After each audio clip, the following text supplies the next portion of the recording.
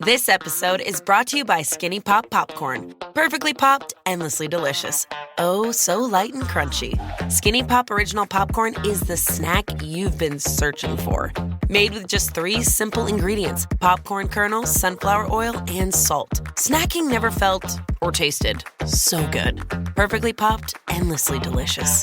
Give yourself permission to snack and pick up Skinny Pop Original Popcorn today. We love spending this time with you. Thank you for listening. If you would like to take your listening experience to the next level, did you know there's a way to do that, J-Bo? I do. Yep, you know how you do it. You go to thetjshow.com, you sign up for the TJ Show newsletter, and you get cool things dropped right into your inbox, like the TJ Show's 10 shares. We pick 10 different things, everyone on the team does it, that we think you're going to love. It's not just about our show. This is about like stuff, music we're listening to, whatever it may be. Like life stuff. That's just the tip of the iceberg. There's a whole lot more in there. Sign up at thetjshow.com. This is the TJ Show. Our news, it sounds different around here. Kenny reads through every story he can find, and then he brings us the most interesting ones. Kenny, what is happening on the planet today? I have an inspiring story. I want to introduce you to Frank Kabatas. He first came to the United States from Turkey in 1997. He was only 23 years old, and at the time, he'd only ever seen pizza in the movies. And he wound up getting his first job at East Village Pizza in New York City. He was a delivery driver who was fired within 6 months. As he describes, he was blamed for a mistake in the kitchen. He said, after I got fired, I still had to work. I needed to go to school. I had a goal to achieve. And he eventually worked for Domino's, where he said he began to learn the business side of things. And then in 2003, he heard that East Village Pizza, the same pizza shop that fired him in 1997, was up for sale. He and his brother bought the pizza joint. He now owns the pizza place where he was fired. My man, Wow. what a comeback. First of all, I want to apologize for the fact that you never had pizza till you came to the U.S. It is the most amazing thing in the world, and congratulations on owning the business that fired you. That is awesome. What a story. Yeah, and this is a huge pizza place. He's taken it and grew it incredibly so. He said there was nothing wrong with the pizza place when he first worked there, but he learned about pizza. He's got several iconic menu items that have become popular. His Instagram page has 1.7 million followers. Wow. So he's also built up a loyal customer base who sometimes stop by just to say hi to him, he says. They even call him on his cell phone to know if he'll be there when they stop by. They want to, hey, I was planning on coming by for a slice of pizza. Are you there at the shop? They want to know because they want to see him. Yeah, that is amazing. And I think it's another example of falling upward or failing forward. We were talking about those 2 books yesterday. Yeah. Both of those titles. And man, if we could take a failure and turn it around, look at what happens. Yes. It's just one of many examples. Pretty Yes, amazing. sir. Kenny, what else do you have? This is an inspiring story. A group of high school students from Virginia have a very fond feeling for their custodian. His name is Francis. They learn that Francis has a thing for Jeeps. He's always wanted to have a Jeep. They say that Francis is much more than a custodian. He's a dear friend to us all. The students started a GoFundMe page and raised $20,000 and just presented Francis with a brand new Jeep Wrangler. Get out of here. That's awesome. That's amazing. Where can you find a brand new Jeep Wrangler for $20,000? Well, we better start telling people we like Jeeps. Find me one. Yeah, seriously. Jimmy, you know, I love Jeeps. Me too. I love them. Yeah. They're so nice. Kenny, just letting you know. I could use an upgrade. I have one. I'm letting you know. It's getting old. I'll give you another Jeep Duck, but that's about all you're getting from Nah, I me. need a Jeep Wrangler black, please. Thank you. I love those things. They are beautiful. Just yesterday, we were walking out to a parking lot, and there was this Jeep with these big wheels on it. It's such a cool-looking car. I know, a Jeep Wrangler is so beautiful. Well, just keep saying it. Keep telling people. Black, please. Who knows what'll come your way. And J-Bo, to answer your question, to get this vehicle for $20,000, they partnered with a Jeep dealership, so they had some Okay. help. Nice. Oh, that's awesome. Yeah. Kenny, what else do you have? We're learning about an unlikely hero that saved a man choking on a lobster roll at an eating contest in New Hampshire over the weekend. See, these eating contests, they always make me nervous. You're not supposed to be eating that much food. But listen, have you ever had a lobster roll? I mean, I eat those things really fast because they're so good. I know. Almost borderline inhaling. Yes. They're wonderful. So the contestant was Christian Moreno. It was his first competitive eating contest, and he choked, literally. But there was another man on the side of the stage that noticed what was happening and immediately jumped to action. That man was the governor of New Hampshire himself, Chris Sununu. He's a Sununu? civil servant. That's amazing. That's awesome. Yeah, he sprang into action. You could see from video he lifted Moreno up off the ground, giving him several abdomen compressions, doing the Heimlich. Eventually, a paramedic did step in and finish the job. The contestant is thanking the governor for his quick actions, and the governor is saying, I'm just glad I paid attention in high school health class. Yeah. See, moments like that. Doesn't matter if you're voting Republican or Democrat. He's there to save a life. That's right. He stepped up. Kenny, thank you for keeping us somewhat informed. That's what's happening. And I think that at the end of the day, like that guy, he didn't care what the choking lobster roll guy was voting. Who he was voting for, yeah. Yeah. And the guy who's choking did not care if the governor was Republican or Democrat. Yeah, let's think about that. That's our take as tonight's debate is rolling out. Yeah. Think about the lobster roll choker dude. Glad he's okay. Yes. Kenny, what else do you have? I'm hoping this story can serve as a public service announcement of some kind. So we're learning about this woman. She received a gift from her sister. It was a lamp that looked like a croissant. Oh. Pretty neat. The woman thought it was super cool. I've seen those videos on TikTok. A couple of days go by, and there are hundreds of ants underneath this croissant lamp. Ew. So it turns out this lamp was made from an actual croissant that was covered in resin. She took video of herself on TikTok. She broke the lamp in half. You could see its flaky layers. Ew. She even tasted it and said, it actually tasted pretty good.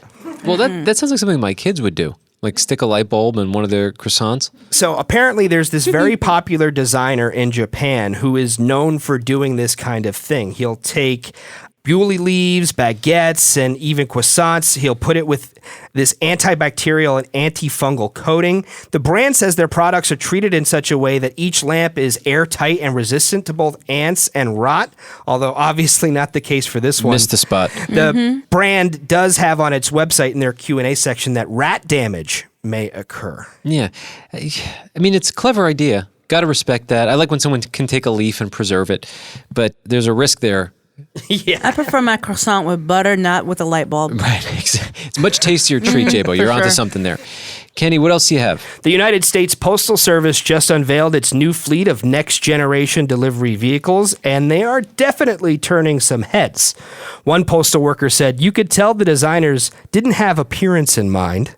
Oh, no. Again? Well, they're not pretty to look at. Come on. The first time, it was like a weird box. Like, give them a Porsche or something. So they deserve it. You have these really tall trucks. They have giant windshield, and the front end kind of looks like a duckbill. Despite the looks, they're getting rave reviews because the old Postal Service trucks were terrible, according to workers. They were noisy and inefficient. They only got 9 miles to the gallon. They were costly to maintain and extremely hot in the summer with only an old school electric fan to circulate air. With these new vehicles, they say they were built with comfort, safety, and utility in mind. The height of the vehicles mean that they could stand up in the back without having to bonk their heads. For safety, the vehicles have airbags, 360-degree cameras, blind spot monitoring, collision sensors, and anti-lock brakes, and most importantly, they have air conditioning. If you've been driving around all summer without AC and all winter without heating, like you don't care what the car looks like or what the truck looks like. You're just happy that you have some heating and cooling. One postal worker who's lucky enough to already drive this vehicle says, I promise you it felt like heaven blowing in my face. It probably felt like a Porsche to them. Yeah. Well, good. I'm glad they're being taken care of. Yes. I love our post people. As a matter of fact, the guy who does mail in my neighborhood, he drives a convertible when I see him out on the roads. And I'm like, yeah, that's good. You have to drive that other thing around all day. Go for There the you go. convertible. That makes sense. Kenny, what else do you have? The watchdog group known as the Consumer Financial Protection Bureau is calling out a major issue with school lunch programs around the country. As more schools are turning to cashless payment systems, districts have contracted with processing companies that charge up to like 4 to 5% per transaction. Oh. So as This makes me nuts. yeah. I cannot stand these. We've talked about this. These like little digital fees they hide in. It happens on parking meters. It happens in restaurants now when they go, oh, it's easier to pay at the table. Look at what the bill says. Oftentimes it's like, 75 cents, $1.50. It's a convenience or a digital fee. It's a con. It's stealing money from people, in my opinion. Yeah, well, a lot of parents are upset about this. The review of the 300 largest public school districts in the United States found that 87% of these districts have contracts with payment processors, and they charge, like I said, anywhere from 3 to 5% per transaction. I mean, There's some families who are having a hard time feeding their kids at home, and they send their kids to school hoping that they'll get a decent meal. Yeah. Let's not even talk about how the lunch now is just trash as opposed to the way it used to be. And now you want to charge a fee for money that they're giving their kids so they can eat at school. It's just disgusting. I think it's criminal. I mean, it's just unbelievable. I'm glad they're calling it out. Yeah, and they're also drawing attention to the fact that there is federal law that says that schools must have a fee-free option. So if you do pay by cash or check, although it's a little bit more burdensome than logging in online and typing in your credit card information, that's the way around Good. this particular issue. Well, and that's what I did at that restaurant. I know it's a much less high-stakes situation, but still the principle of it, I saw that. I'm like, no, I'm not paying this. I canceled out. If it takes me an extra second, fine. And I called him over. I gave him my card, and that was the end of it. Another less serious example, but I never buy movie tickets online. I'll go to the movie theater, buy them, even if it's for a couple of days later or for later on that night, because they charge you the silly processing fee. Yes, wild. sir. I do the same thing. Kenny, what else do you have? The animated Australian kids show Bluey is officially the most watched show in the United States this year. Really? I didn't know that. 35 billion minutes viewed, according to Wow. Nielsen. That's a popular little dog. I hear from adult friends that it's a great show. I still haven't watched it. I plan on it, but I've heard it's really great. I've Yeah. seen it because my kid. I don't know that I've seen a full episode, but I hear and I like the music. My kids watch it, especially my middle and youngest daughter. They love it. They're like, Yeah. oh, let's watch Bluey. Let's watch Bluey. And then even my older daughter will jump in there, and she's like, oh no, it's really funny. Peppa Pig, watch out. Oh, she's been turned into, you know what I mean, bacon. in my house, at least. Goes great with eggs. Yes, Josh.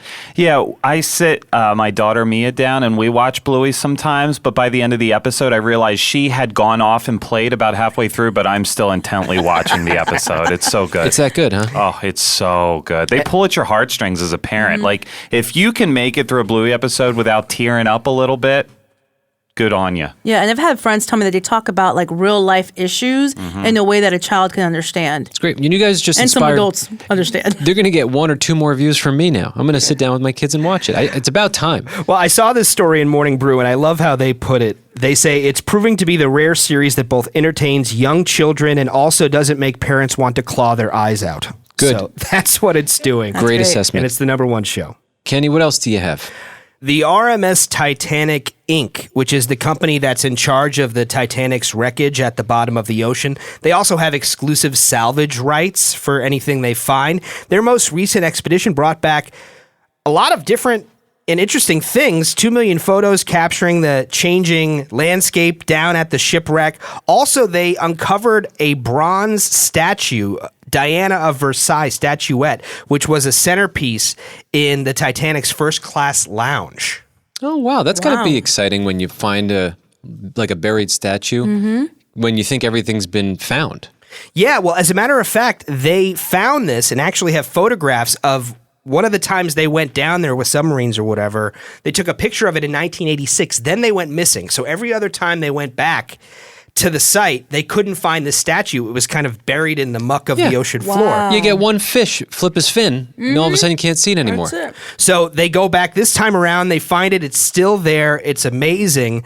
And the researchers are saying this is evidence that strengthens our mission to preserve and document what we can before it's too late, because other parts that they saw most recently have been destroyed or decayed since they've been down there. So whatever they're going to do with that stuff, they got to do it quick. Yeah, a storm came, covered it up, and then years later, another storm came and moved the ocean floor and uncovered it. Probably. 40-year. Wait, where'd that go? Yeah. What happened? That's the longest hide and seek. Yeah, seriously. Wait, so do they, they're not planning on, do they take it up? I guess they will. I think that's what they hope to do. Oh, that would be so I don't know cool. if they're able to do that just yet. I would think it's heavy, right? Yeah, you need some serious equipment to do that. I'm not interesting. fully versed on all the stuff Well, they have. they should put a little orange flag or something so they know where it is. Yeah. Don't lose it again.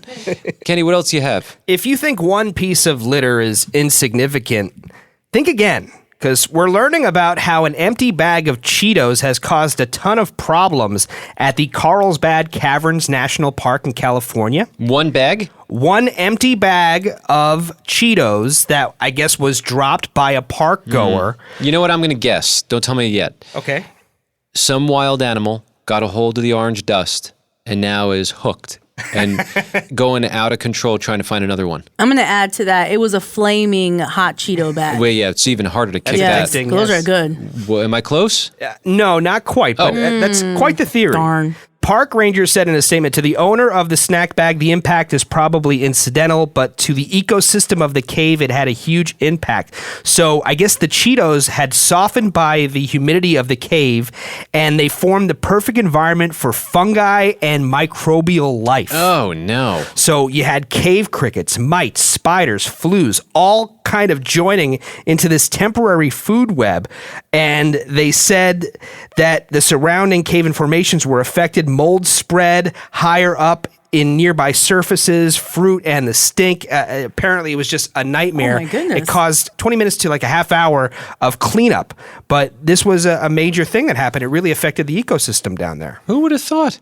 I would have never. That's really sad, but what's funny is when someone brings a bag of Cheetos to the beach and a seagull just rips the bag open and steals it and then it explodes. Oh, that's heartbreaking. Those seagulls, man, they're ruthless. I know, and they're so talented too. To be able to do that and not care, and they strut away. They're just huge. You know, being raised in Florida, I spent some time on the beach, and I remember when we would bring food to the beach in coolers and we'd sit down to eat, you literally had to like hold on to your sandwich close to your chest and like take little bites, you know? And there were times where you're holding the sandwich in your hand, you're talking to somebody, and those darn birds just go zip, and they zip down and grab that sandwich out of your hand. It's impressive. The beach I go to, they sell these seagull stuffed animals with French fries in their mouths because they're so good. infamous for stealing people's food. Brilliant. Kenny, what else do you have? Michael Jordan is having a really hard time selling his mansion north of Chicago.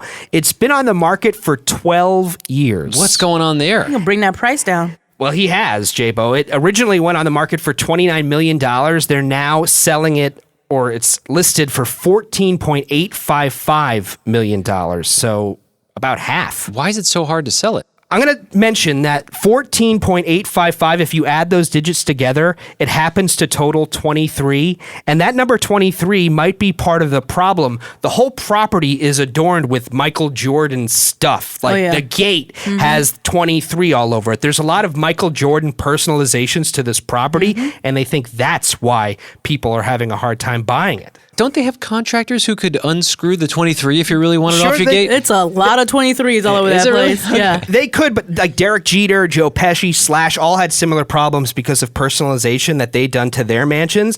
And interesting, in this article, they kind of reignite the Jordan-LeBron GOAT debate, saying that LeBron James put his LA house on the market in 2021 for $20.5 million. It sold 3 months later for $19.6 It also wasn't like personalized the way MJ's house is. But if LeBron really wants to be the GOAT, he should just buy this mansion. There you and go. boom, that's it, bro.